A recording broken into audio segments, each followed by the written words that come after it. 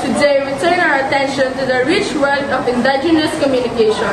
Unique ways of sharing stories, passing knowledge, and preserving culture that have stood the test of time.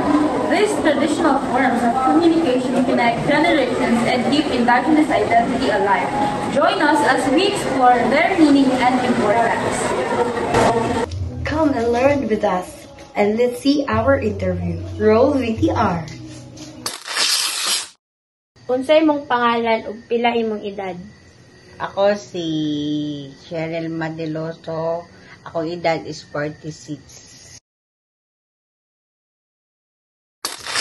Pwede pa ka mag-share og mga panghitabo sa una kung unsa mo magpasa og mga information. Sa una kay magsulat mi tapos ipasa na mo sa kanang ihatag na mo sa mga tao na. Kinsa usually ang naga-source sa inyong information sa inyong komunidad?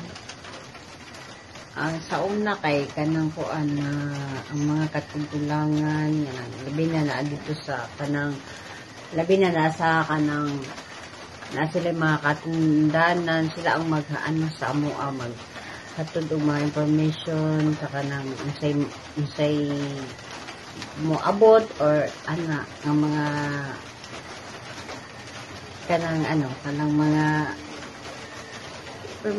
information. Unsa ang traditional ways ninyo para makaspread of information?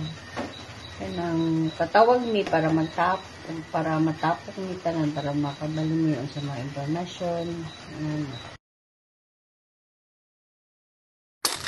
Naabay mga specific na symbol sa una nga mag-convert siya as a message? Oo, labi na kanang mga emergency kay naay kanang nami mga bill sa balay na kanang pupukon para makamata ang tanan. So, paano man nagkaiba ang sa una nga panahon o sa karon nga henerasyon? Sa una, ipasa-pasa pa ang kanang mga impormasyon karon, maminaw na lang, kadali na lang siya, lahigid karon o sa una. So, naabagihapoy practices hangtod karon na ways of communication? Naagihapon siya kay kanang ang mga katugulangan napay uban niya dili ka balo mag cellphone kailangan niyo siya tuon sa ilang dalan. Ganun importante man na i-keep tong mga sa una ang tod karon. Kailangan yun siya i-keep ang sa una kay di pa siya ma-improve kung wala tong sa una. So, unsay mo mga taga-advise sa karon na mga kabataan sa amo ang henerasyon? Ako lang ma-advise sa karon kay lahi na gid ang generation karon kay daghan ng mga na kay open na kaayo, daghan na kay dili pareho sa una nga kanang stricto ang mga ang mga ginikanan tapos karon iba na pud kay high-tech na tanan kanang ingana good. So, sa una kay dako jud na kalainan.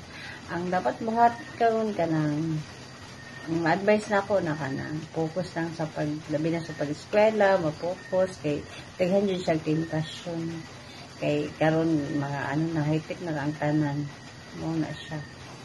That concludes our broadcast on indigenous communication. A reminder that words, symbols, and traditions are powerful bridges between the past and the present. Thank you for listening, and may we continue to value and respect these voices of heritage.